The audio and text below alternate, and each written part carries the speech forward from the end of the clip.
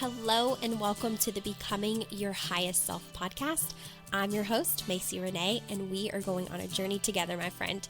If you've been looking for a podcast geared towards your growth, self-awareness, navigating your brain's daily mind drama, and deep inner work to become your highest and best self, you are in the perfect place. Let's get started. Hi, welcome back to another episode of Becoming Your Highest Self podcast. I'm Macy Renee, and I hope that you're having an amazing Monday morning and you are recovering from all of the Christmas festivities. My wish and prayer is that you had an amazing holiday celebration if you celebrated, and my deepest hugs and well wishes if it was a difficult year for you, maybe because you are grieving or you've lost someone or your traditions are not the same, or it's just been a really hard year and actually past 2 years for you mentally and emotionally. I'm sending out so many hugs and just so much love to you. I get that completely. This was another weird, I would say, Christmas for us. It was good overall, but certainly different. We didn't go home for the holidays, and that's always difficult for me. I'm huge on tradition and really big on the holidays. But we decided not to go home because I wanted to be able to make my next trip home a longer one, and one where I could see and visit my sweet niece that was just recently born 7 days ago. So I'm excited to be going home here, in a couple of weeks to just spend some extended time with family and friends. But I hope that you are doing well and that you're taking care of yourself and that, you had a great holiday season overall. So today I thought we would talk about healing and what it really means to work on our healing. And I believe that this is important because I know that several of you all will be going into the new year with new intentions and maybe things that you want to work on. And, I get asked questions sometimes about what does it mean to heal? How long does it take? Am I going to feel like this forever? And I thought that we could just dive into the conversation of healing and what that means. I found a quote on Google that I loved, and it says, "Healing does not mean the damage never existed.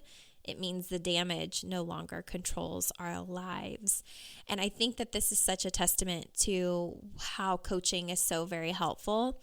I get asked also a lot, especially on consults, when people, sign up for a free 60-minute session and they want to, maybe figure out if we're going to be a good fit to work together, or what exactly I help with that maybe their therapist doesn't, or why maybe they should, choose therapy over coaching or coaching over therapy.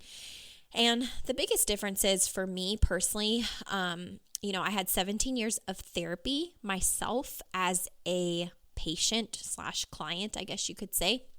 And I started therapy as young as 6 years old and did it throughout my life. I, was counseled. I had psychologists, psychiatrists at one point, never medicated by choice. Doesn't, if you are medicated, that's totally fine. I always opted out because the reason being, and I don't know if I've ever shared my stance on this, but there are a few different reasons why I always declined medical intervention as far as something to help me get through my anxiety and at times bouts of depression. And the reason being is because I could always pinpoint what it was that was causing my disarray, that was causing a lot of my emotional turmoil. And what was always really important to me, even in my therapy sessions, was that I was getting help getting to the root of the problem and how to feel better. Now, the issue was, after 17 years of going to therapy, I felt like I got to a point where every single session I was repeating myself over and over again. I was rehashing all of the traumatic things that had happened. And the beautiful part of it all was that with each time I got to share the stories that I had experienced, it got easier and easier, right? It became easier to talk about. And another great thing was just being able to vent and get it off of my chest. But some of the cons that I experienced throughout those 17 years was feeling like I was on a hamster wheel and never quite getting anywhere further. I always felt validated, which was incredible. And I think if you've never had therapy and you've never had coaching and you're really wanting to know the difference, it's like if things are still very raw for you, if you've experienced a lot of traumatic things in your life and it still feels very raw, like you can barely talk about it, you feel like you can barely function, it's hard to get out of bed every day, it's hard to, do your everyday task, like maybe wash your hair, get in the shower, put your makeup on, or get dressed, for the gentlemen out there, going to work, like feeling like you're dragging yourself to get out of the house, both men and women. If it's like that, therapy is a wonderful, wonderful place to start because you're starting from ground zero and you can go in every single week and, basically spill your heart out as much as you need, as often as you need, even if it's the same thing week after week after week, until you've kind of processed it. And I think more and more now therapists are using a lot of tools. I know a lot of therapists are also, offering coaching on the side as well, because it gives them more leeway to do the kind of, sessions that they want to do that aren't confined in the medical realm or medical practice, which was one of the reasons why I left OT. There were a lot of things I wished that I could have done that I felt would have been very vital for the families and children that I was working with, but I was so confined by the medical constructs of like our national regulators, right? And so I think therapists are starting to feel that as well and see the value in coaching, and that's why a lot of therapists are either transitioning out of therapy and going into coaching, or they're adding coaching to their practice. But back to, if you're having trouble doing the bare minimum and it just feels like a huge challenge and you feel very triggered a lot, therapy is a beautiful place to begin in just getting more comfortable talking about it. Because the first thing is, a lot of us, especially if we haven't had any work, a lot of us are so terrified to speak up and speak out, or even share our emotions, or even be emotional. We don't like that feeling. We don't like often being vulnerable. And I think that therapy does a good job kind of holding the space for you to practice vulnerability, to practice saying things out loud that you have held inside for maybe years, that other people do not know, secrets maybe you've never shared. And absolutely being validated in whatever experiences you have had. That validation when you are in the thick of navigating trauma is so helpful, because oftentimes I think we give ourselves stories when something has happened, in our life that, maybe we deserved it, or maybe we weren't strong enough, or maybe we made things up. If you've been in, maybe like a narcissistic, abusive relationship, or even domestic abuse, sexual abuse, all of that, there's a lot of stories that can come up in our mind about like, why did this happen to me? It's all of my fault. I deserve this. There's a lot of like just not true stories that play in the background. And so sometimes just saying things out loud and having a therapist say, you know what, I understand, or you're not wrong at all for what you're experiencing, what you're feeling, what you're thinking, that can be super, super helpful. And so if you're in that space, I would say, and you're thinking, the new year's starting, you're wondering kind of what you want to do, the direction you want to go, if you're looking for mental and emotional support, in that regard, I think therapy is wonderful. And 17 years of that is a big part of who I am today and why I am the way that I am today. And I think the reason I can extend a lot of compassion and understanding for other people, because I've been there, I've done it.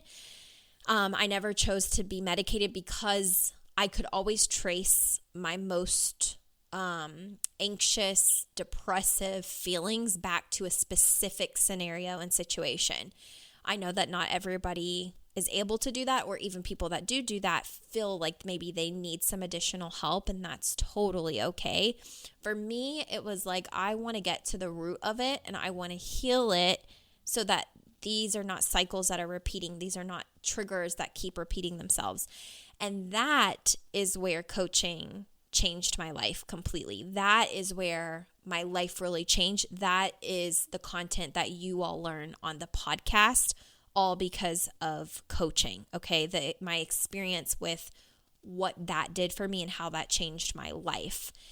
And the big difference that I found is that in therapy, I was validated. In coaching, I was challenged to question every belief that did and did not serve me. So, for example, certain people in my life that had hurt me multiple times over and over and over and over and over again, in therapy, I was always validated for my feelings and for what they had done. Okay, I was never told anything different other than, you are so right. I understand. How does that make you feel? What are your thoughts about it? All of that kind of stuff. And then validated, which was amazing.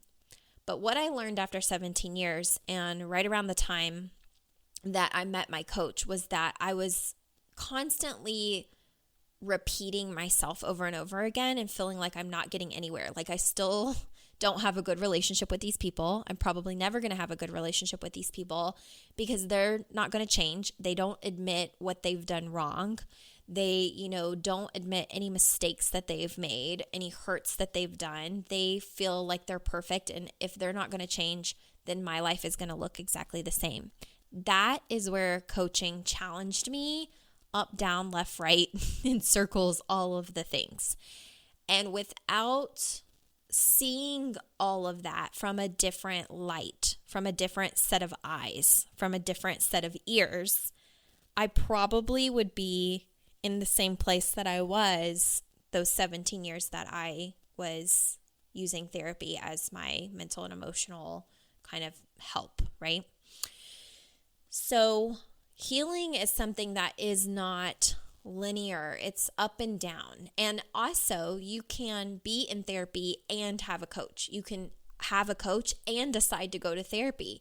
You don't have to choose one or the other, right? You don't have to feel like one is better than the other. I think both of them are equally valuable, especially depending on where you're at personally. If you are, like I said, depressive, unable to get out of bed in the morning, not motivated to work, really spinning your wheels, feeling like you have the weight of the world on your shoulders, you've got 20 years of anger that has been living inside of you, and you feel like you're about to emotionally crack at any given point, I think therapy is a beautiful starting point. I think that coaching is a beautiful starting point if you're like, I have been carrying the weight of the world for 20 years and I'm done.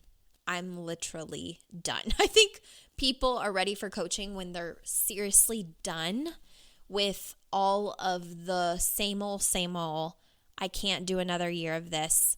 I don't want to be angry anymore. I don't want to feel hateful anymore. I don't want to wish bad things on this person that's hurt me anymore. I want to be better. I want my life to change. I am done. When you get to that point where it's like, I'm done and I'm ready to move on for me and I'm ready to actually heal this for me, and I want to be able to see this differently and think about this differently and completely change my perspective and my viewpoint on a lot of different things so that I can see other possibilities and create a different life for myself. That I think is whenever people are ready for more of the coaching work. And so I hear a lot of times people say like, coaching, you have to be careful not to revisit the past because that's more of a therapy thing. But in coaching personally, as a client of coaching, I revisited a lot of my past, and I didn't even realize that I was doing it until my coach said to me a year in. She had listened to me, express myself on every call every week over and over and over again. And after a year, she finally got to a point where she said, I can tell you something that will change the entire trajectory of your life, but it may really piss you off. Do you want to hear it or not? Like, seriously, it could change your entire life, but I don't know if you're ready to hear it, because I don't know if you're going to be offended or mad. But if you feel like you're ready to like move on, then what I'm going to tell you can absolutely change your life. And I really had to sit with it for a moment. I think I've talked about it on the podcast. I really did have to sit with it for a while. And then I realized, you know what? I am done feeling miserable. I am done crying myself, to sleep over this. I am done feeling miserable and disconnected from myself. I'm so done feeling like I've taken care of everybody else and nobody's taking care of me. I'm done. And, in that kind of replay of what was happening in my mind after she asked me that question of, thinking of all the things I was done with, in about a 30-second span, I was able to say, I want to hear the hard thing. And I think that is another big thing with coaching, is that therapy, they're a little bit more gentle and, validating and being like, absolutely, this is okay that you feel this way. And coaching is like, okay, this is why you feel this way. This is what's happening in your mind. This is what's going on in your body whenever you're experiencing that. This is what you're doing, and this is the result that you're getting. Do you want a different results? Yes or no?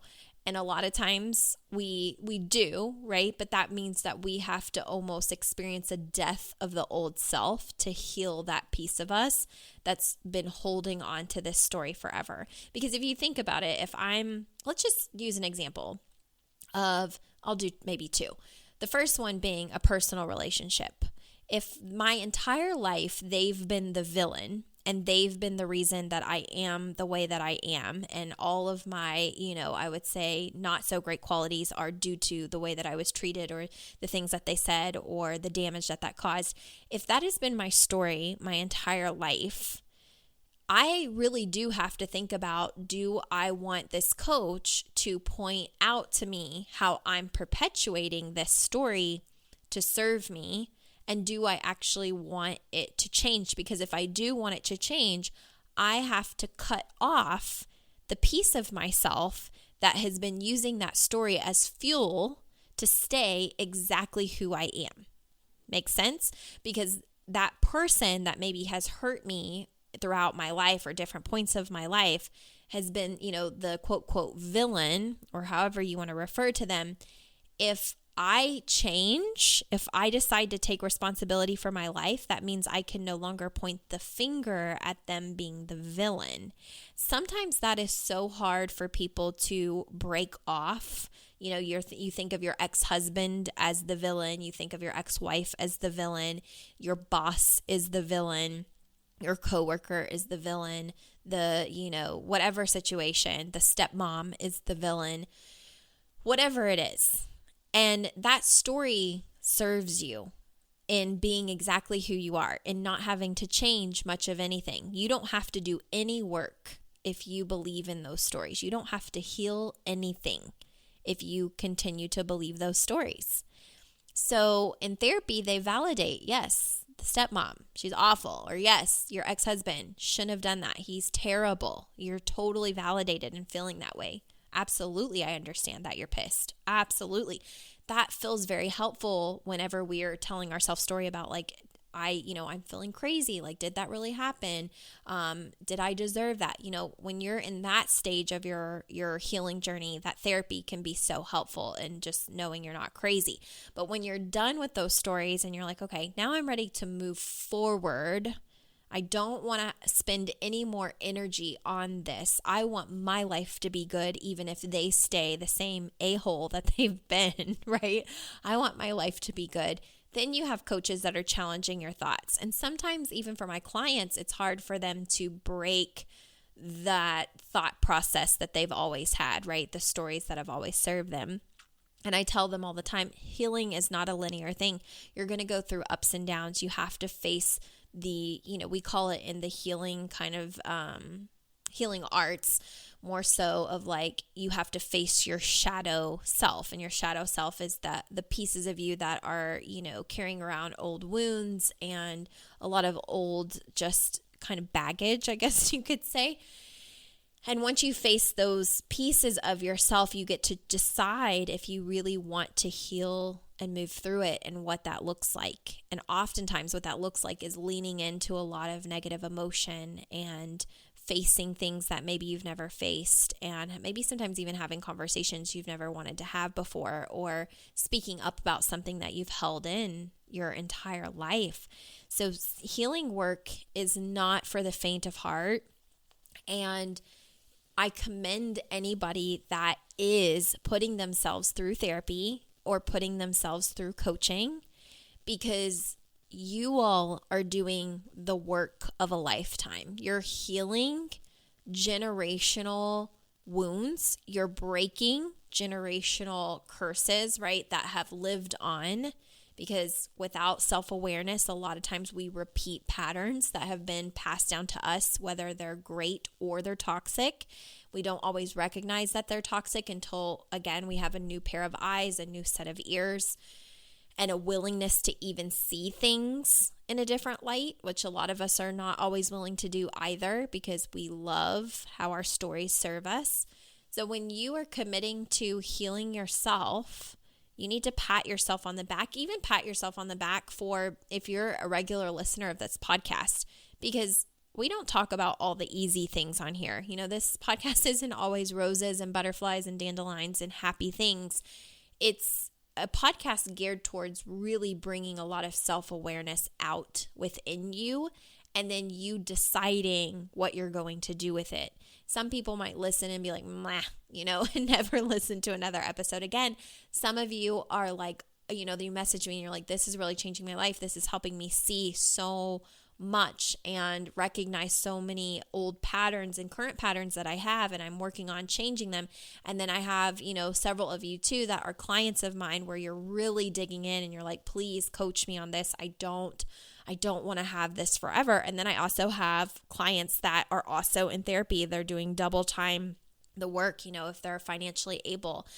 And I want to celebrate you for a moment, because it's not easy work to do. Healing work is not easy whatsoever. It really means that you get into the trenches and the mud, and you're crawling around in stuff that for your entire life you've wanted to swim away from or run away from.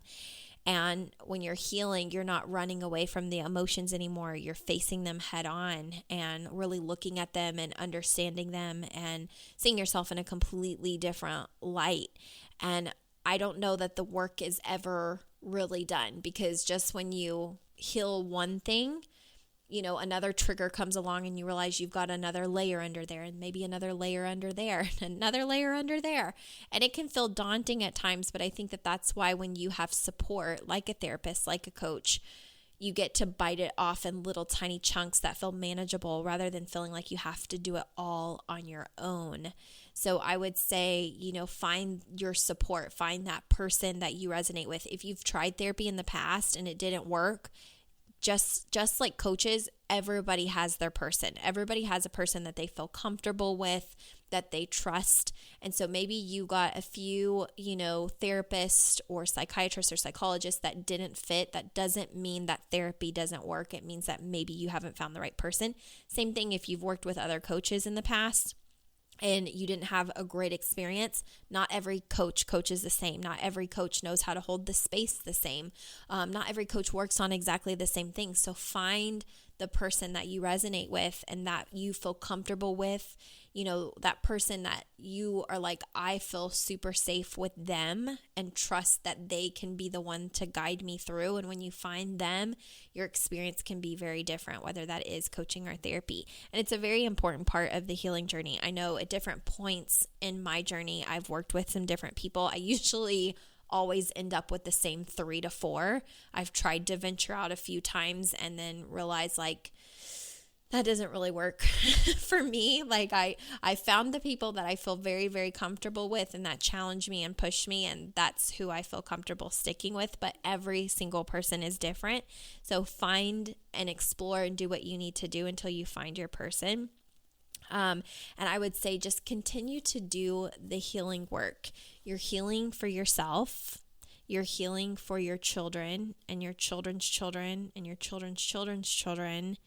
And again, you are breaking cycles that never ever have to repeat themselves. If you can go back and think of things that you wish were done differently with you, think of the power that you have for that to be different for your kids, for that to be different for your children's children. And that even if your kids are pretty much grown and they've seen a lot of crap, right? Because maybe you've subjected yourself to hard situations and maybe you've stayed into things that you wish you would have left earlier, or you wish you would have done differently, and you're like, oh, I've already screwed up my kids. I've already screwed up their life. Have some grace for yourself. Remember that we're all walking around with inner children within us, and a lot of times our inner child is wounded in, one way or sometimes multiple ways. And so you have to give yourself grace, because when we have wounds that are still within us, those wounds are what are raising our kids when we haven't been self-aware and known about it before, or we just, we didn't know. And so you don't know what you don't know. And when you actually become aware of it and you decide you're going to do the healing work, it really doesn't matter how old your kids are. You can change what they're able to see, and they will recognize the work that you're doing. They will recognize a change in your attitude, a change in your energy, a change in who you are and who you're being, and it will make an impact on them, even if they do have trauma, right? Like trauma breeds trauma when we're not working on healing it. So that's why healing is such an important topic to, discuss, and something so vital to work on, because even if you feel like you haven't done it right up to this point, every single day is a new opportunity to work on it and try again. And I promise you that it's making a long-term impact. And even in what your older kids are maybe able to see in you as you grow now, they can choose to do something differently with their kids, and their kids can choose to do something differently with their kids. And it's just, life can be this really beautiful healing journey where we're really locking arms together as a world to make the world a better place. When we're being more self-aware and doing all of the deep inner work. So I hope that this podcast kind of brings some light to healing, and also a little bit of the differences between therapy and coaching, and how both of them can be so vital. They don't have to compete with one another. They are both equally as important. I speak from experience, having the 16 years of therapy, and it changed my life for the better. I have no idea who I would be if I didn't have therapy for 16 years after everything I've been through. And I don't talk about all of that stuff on the podcast. I'll save that for a book. It's funny. My husband walked in today and he was like, "You really need to write your book." And I said, "I know. I've started like one page." I get told that all the time. You need to write a book, because, I don't share every single thing on this platform. I have shared quite a few things. Most of my clients know a lot of pieces of my story, actually. But not everybody. And there will come a time probably where I share more of that. But without the 16 years of therapy, there's no telling who I would be, where I would be, if I would even be alive at this point, if I would have even known how to cope appropriately to live a healthy, day-to-day life.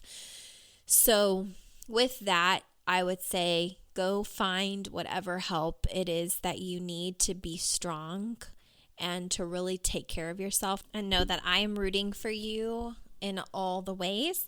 And I will leave you with this quote, and it says, "The process of healing does not end when the wounds are no longer visible. It ends when the wounds no longer ache." Oh my goodness, I feel like that is so true. When you can really share your story and no longer ache and no longer fall apart, that's when I knew that I was really healing and making a change. And that's when I knew that coaching was just significantly changing my life, when I could share the most painful pieces of myself with an audience and not completely fall apart or feel sorry for myself. So I absolutely love that quote. I'll say it one more time. "The process of healing does not end when the wounds are no longer visible. It ends when the wounds no longer ache." And so each piece of your life that you can heal will take away that ache. Okay. And sometimes it's a process. Sometimes it doesn't happen immediately or overnight or even within a few weeks, months, or a year. Sometimes it takes consistent effort to really get to that spot. So before I officially leave, I just want to remind you that if you're listening to this podcast, the date that it's released, then it is the 27th of December, which gives you 5 days to secure the one-on-one coaching pricing as is for a 6-month or 1-year contract. So if you're wanting to beat the price increase that will happen on January 1 of 2022, then you can do one of a few things. You can go ahead and schedule a free 60-minute consult on MacyRenee.com. You can email me at coaching@MacyRenee.com, or you can reach out to me on social media, Instagram or Facebook, which I will link in the show notes so that we can discuss it. You can ask any questions that you have. We can figure out how to make it work if this is something that you're really wanting to do for yourself in 2022. So again, prices increase for one-on-one coaching January 1 of 2022. If you're listening to this on time, you have 5 days to make that decision. If you were formerly in Becoming Her and you're wanting to go into 2022 with a coaching contract, please message me because I have special pricing available for you ladies as well. All right, have a great week. I will talk to you next time.